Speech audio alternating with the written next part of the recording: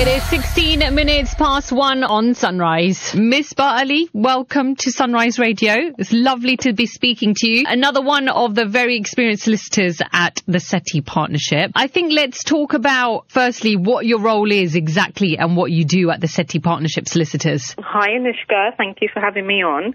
I'm a qualified solicitor, have been since 2011. I've been working with the Sethi partnership for the last few years in the conveyancing department. Just a little about Sethi partnership. I mean, as you know, we've been established since 1994, so 26 years now, which is such a long time. We're a trusted local firm, Legal 500, got many awards and accreditations under our belt. We're one of the few firms that are on the majority of the lender panels, you know, very few lenders that we wouldn't be on. We're also accredited under the Law Society Conveyancing Quality Scheme. So that's CQS standard. That's a standard that we follow under the conveyancing department. We also provide many other legal services, you know, such as immigration, family divorce, wills and probate, litigation, employment, crime and motor offences. So there's very few things that we don't help clients with. I think it's quite important to talk about COVID-19. It's had a massive impact on everyone. Can you tell us how this has impacted the entire property market?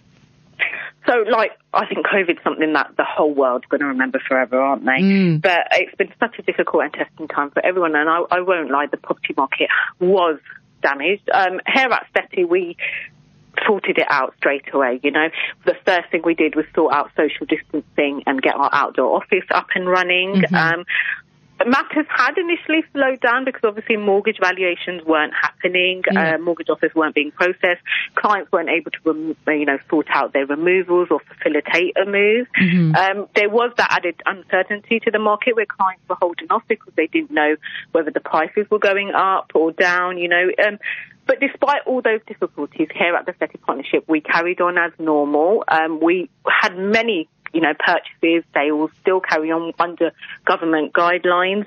We were also, incorporating these provisions into our contracts so that in the event something did happen and clients weren't able to complete, they were covered and protected under contract.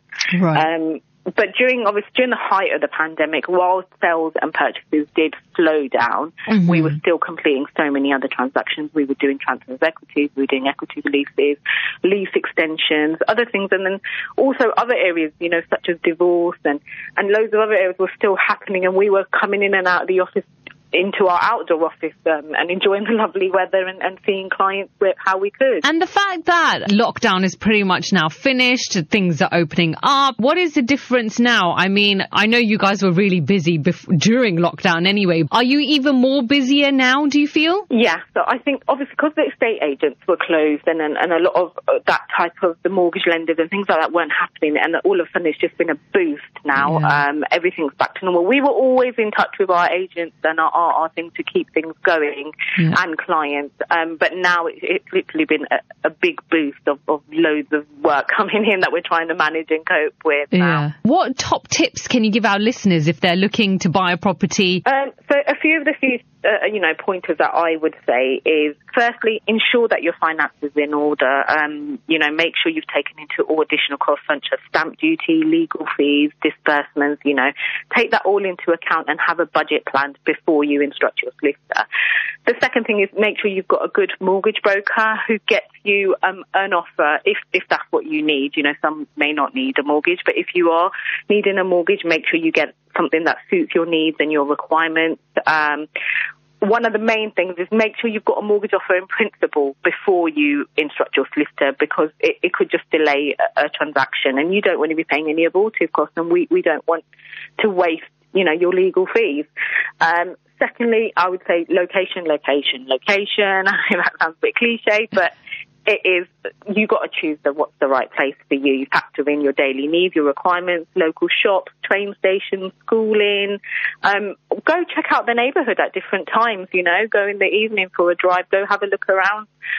Also, use your estate agent. Negotiate everything beforehand. You help them to get these negotiations in place, because once the legal side comes into play, it's harder for us to negotiate things. We will always try our best, but it's better to have those negotiations done beforehand. Absolutely. Lastly, instruct a solicitor who understands what you need, who from the outset will understand your needs and timelines. Be clear as to what you expect and what communicate with us. Tell us what you need, what timelines you need to follow. With us, how we are, we're clear and transparent. We give all written quotes initially, and it outlines all our disbursements and costs, so you don't get any hidden costs at the end of the transaction. We provide you with a tailored service, so you'll only deal with one solicitor at a time. It's not someone new you speak to every time you pick up the phone. And whether you're a first-time buyer or a property investor, we'd love to hear from you and work with you, really. Lovely, Miss Burr. Thanks so much for all the advice that you have given. And we look forward to speaking to you guys very, very soon again. Thank you so much. Thank you. All right. Take care. Bye. Bye-bye. The UK's biggest Asian mix.